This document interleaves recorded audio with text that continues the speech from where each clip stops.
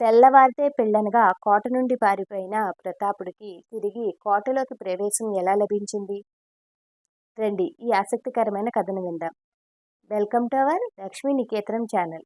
ఒకసారి లక్ష్మీదేవి సరస్వతీదేవి నేను గొప్ప అంటే నేను గొప్పని వాదులాడుకుంటున్నారు. సరే, వాళ్ళిద్దరిలో ఎవరు గొప్పో తేల్చుకోవడానికి వాళ్ళిద్దరూ ఒకసారి భూలోకానికి వచ్చారు. వస్తూ వస్తూనే ఒక అడవి మార్గంలో దిగారు వాళ్ళు ఆకాశం నుండి. ఆ అడవిని ఆనుకుని ఒక పచ్చటి పొలం ఒకటి ఉంది. ఆ పొలంలో ప్రతాపుడు అనే ఒక 25 యువకుడు పని చేసుకుంటూ కనబడ్డాడు. వాడికి చదువు లేదు, ఆస్తి లేదు. ఆ పొలం పని చేసుకుంటూ వాడి జీవితాన్ని కొనసాగిస్తున్నాడు. వాడికో చిన్న పూరిపాక, అదే వాడి నివాసం. సరస్వతీదేవి, లక్ష్మీదేవి వాణ్ణి చూడగానే వీడి ద్వారానే మనిద్దరిలో ఎవరు గొప్పో తెలుసుకుందాం అనుకున్నారు. ముందు లక్ష్మీదేవి అంది, నేను ఆ కుర్రవాడికి నా అనుగ్రహం ఇస్తాను. తర్వాత నువ్వు నీ అనుగ్రహాన్ని ఇద్దుగాని. ఆ తర్వాత మనిద్దరిలో ఎవరి గొప్పో తెలుస్తుందని ఇద్దరూ ఒక ఒప్పందానికి వచ్చారు. ఆ ప్రతాపుడికి ముందుగా లక్ష్మీదేవి అనుగ్రహం కలిగింది. పొలంలో పనిచేసుకుంటుండగా ఆ అడవిలోంచి కాపాడండి, రక్షించండి అనే పెద్ద పెద్ద అరుపులు వినపడ్డాయి. వెంటనే ప్రతాపుడు అంతవరకు వాడి పని వాడేదో చేసుకుంటున్నవాడు ఒక్కసారిగా వీరుడిగా మారిపోయి అడవిలోకి పరిగెట్టుకుని వెళ్ళేసరికి అక్కడ ఆ దేశాన్నేలే రాజుగారు గుర్రం నుంచి కిందకు పడిపోయి ఉన్నాడు. పక్కనే ఒక పెద్ద పులి అతని మీదకి దూకడానికి సిద్ధంగా ఉంది. చుట్టూ సైన్యం పరివారం ఎవ్వరూ కనబడట్లేదు. వెంటనే ఈ ప్రతాపుడు ఒట్టి చేతులతో ఆ పులిని పోరాడి దాన్ని అక్కడి నుంచి వెళ్ళగొట్టేశాడు. ప్రతాపుడు ఆ రాజుగారిని మెల్లిగా లేవదీసి పక్కన ఒక చోట కూర్చోబెట్టి సేద తీరుస్తున్నాడు. ఈ లోపల అక్కడికి సైన్యాధికారి, సైనికులు అందరూ వచ్చారు. రాజుగారు చాలా సంతోషంగా, ఈ రోజు నన్ను పులి నుండి ఈ యువకుడే నన్ను కాపాడాడు, చాలా ధైర్యవంతుడు, చాలా బలవంతుడు అంటూ పొగడ్డం మొదలుపెట్టాడు. ప్రతాపుడికి తన్ని చూసి తనకే ఆశ్చర్యం కలిగింది. ఎందుకంటే అతను ఒక సాధారణమైన యువకుడు. వాడికి అంత బలం ఉందని వాడికే తెలీదు. ఏంటి నాలో ఇంత మార్పు అనుకున్నాడు. ఈ మార్పు ఎక్కడి నుంచి వచ్చింది? లక్ష్మీదేవి ఎప్పుడైతే ఈ కుర్రవాడిని అనుగ్రహించిందో వీడికి వీరత్వం వచ్చింది. వీడికి బలం వచ్చింది. భయం పోయింది. ధైర్యం వచ్చింది. ఇవన్నీ లక్ష్మీ అనుగ్రహం వల్ల వీడికి కలిగాయి ఈ కుర్రవాడికి. సరే, రాజుగారు ప్రతాపుని తనతో రమ్మన్నాడు. తనకి అతిథి సత్కారం చెయ్యాలని, తన ప్రాణాలు కాపాడినందుకు చాలా సంతోషంగా నిన్ను సత్కరించుకోవాలని చెప్పి అడవిలో ఆయన విడిది చేసిన చోటికి ప్రతాపుని కూడా తీసుకువెళ్ళాడు. మధ్యాహ్నం భోజనాలు అయ్యాయి. రాజుగారు ఒక డేరాలో గుడారంలో పడుకున్నారు. మన ప్రతాపుడు కూడా ప్రత్యేకించి ఒక గుడారాన్ని ఇచ్చి అక్కడ కొంతసేపు విశ్రాంతి తీసుకోమన్నారు. ఈ ప్రతాపుడు ఆలోచించుకుంటున్నాడు. నేనేంటి ఉట్టి చేతులతోటి పులిని బెదిరించి దాన్ని తరివేయడం ఏంటని తనకు తనే ఆలోచనలో మునిగిపోయాడు. ఇంతలో అక్కడ లక్ష్మీదేవి ప్రత్యక్షమైంది.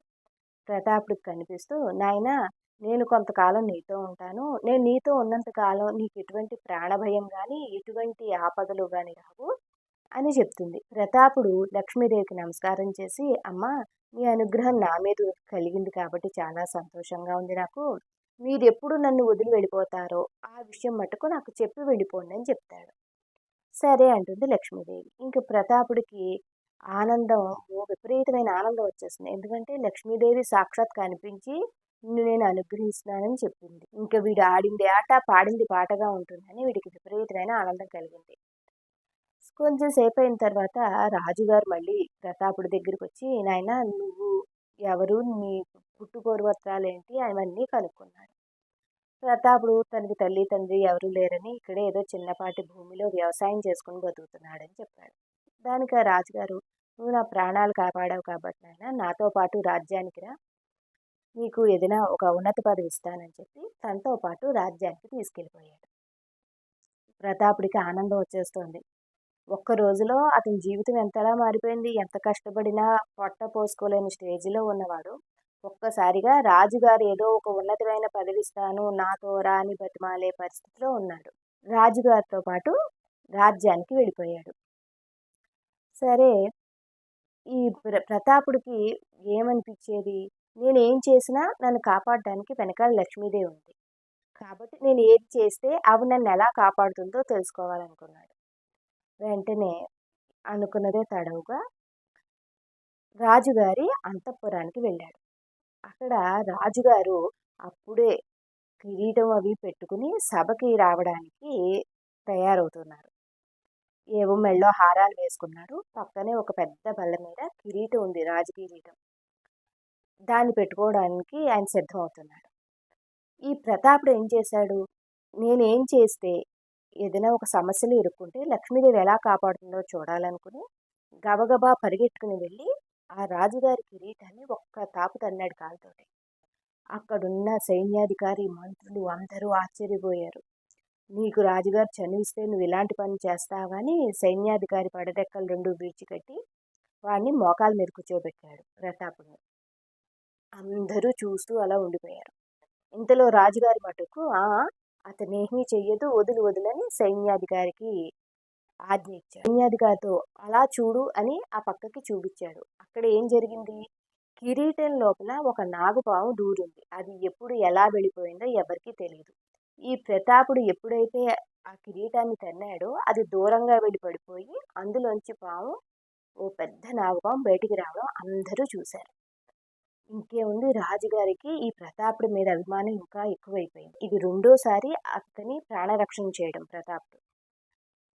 సరే, ఇంకా ఈ ప్రతాపుడికి ఇంకా ఆ రాజ్యంలో, ఆ రాజభవనంలో వాడు ఇంకా స్వేచ్ఛానుసారం తిరగచ్చు, ఎక్కడికైనా వెళ్ళచ్చు, ఎలాగైనా ఉండొచ్చు అని ఆజ్ఞలు జారీ చేసేశారు. ఈ ప్రతాపుడు హాయిగా సంతోషంగా ఆ భవనంలో తింటున్నాడు, తిరుగుతున్నాడు, కాలక్షేపం చేస్తున్నాడు. వాడు ఏవైనా చేసినా కూడా అవన్నీ కూడా మంచిగానే ప్రొజెక్ట్ అవుతున్నాయి. వాడు చేసిన అల్లరి పనులు కూడా మంచిగానే అక్కడ చివరికి కనబడుతున్నాయి.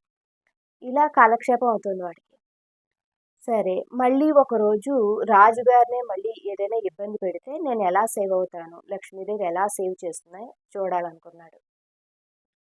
ఈసారి ఏం చేశాడు, అందరూ పడుకున్న తర్వాత రాజుగారు రాణిగారు అంతఃపురంలో పడుకున్న సమయానికి గబగబా పరిగెట్టుకుని అంతఃపురంలోకి వెళ్ళడం మొదలుపెట్టాడు.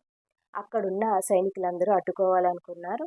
ఎవరు అడ్డుకుంటున్నా వాళ్ళని విధించేసుకుని గబగబా రాజుగారి బెడ్రూమ్లోకి వెళ్ళిపోయాడు. రాజుగారిని రాణిగారిని జుట్టు పట్టుకుని ఈడ్చుకొచ్చేశాడు బయటికి. అందరూ ఆశ్చర్యపోతున్నారు. రాజు అరుస్తున్నాడు, రాణి అరుస్తోంది, ఎవడి మాట వినట్లేదు. గబగబా జుట్టు పట్టుకుని వాళ్ళిద్దరినీ ఆ రూమ్ నుంచి లాక్కొచ్చేశాడు. ఈ లోపల సైన్యాధికారి, సైనికులు, మంత్రులు అసలు ఈ కోలాహలం ఏమిటో చూడడానికి బోళ్ళంత ఆ అంతఃపురంలో ఉన్న దాసదాసి జనం అంతా అక్కడ చేరిపోయారు. వీళ్ళు ఇలాగ బయటికి ఎప్పుడైతే లాక్కొచ్చాడో ఆ అంతఃపుర పైకప్పు కాస్త కూలి ఆ మంచం మీద పడిపోయింది. మంచం అంతా నుజ్జు నుజ్జు అయిపోయింది. అందరూ చూస్తూనే ఉన్నారు. అందరికీ ఆశ్చర్యంతో నోళ్ళు వెళ్ళబెట్టి కూర్చున్నారు. అసలు వీడికి ఎలా తెలుస్తున్నాయి, ఫ్యూచర్ ఎలా తెలుస్తోంది, ఏదైనా ప్రమాదం వస్తోంది రాజుగారికి అని ఎలా తెలుస్తోంది అని అందరూ ఆశ్చర్యపోయారు. ఇంకా రాజైతే, నాయనా నీ మూలంగా నాకు మూడోసారి కూడా ప్రాణ భిక్ష దొరికింది, నా భార్యని నన్ను నువ్వు కాపాడావు నాయనా, నీకు వెంటనే నా కూతుర్నిచ్చి వివాహం చేసి అర్ధరాజ్యం ఇస్తున్నానని ప్రకటించేశాడు. ప్రతాపుడు చాలా సంతోషంలో మునిగిపోయాడు. తెల్లవారితే రాకుమార్తె పెళ్లి. అర్ధరాజ్యం ఎలాగో ఇస్తున్నారు.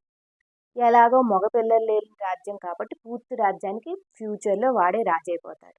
ఇంకెలా ఊహించుకుంటూ ఆ ప్రతాపుడు చాలా సంతోషంలో ఉన్నాడు.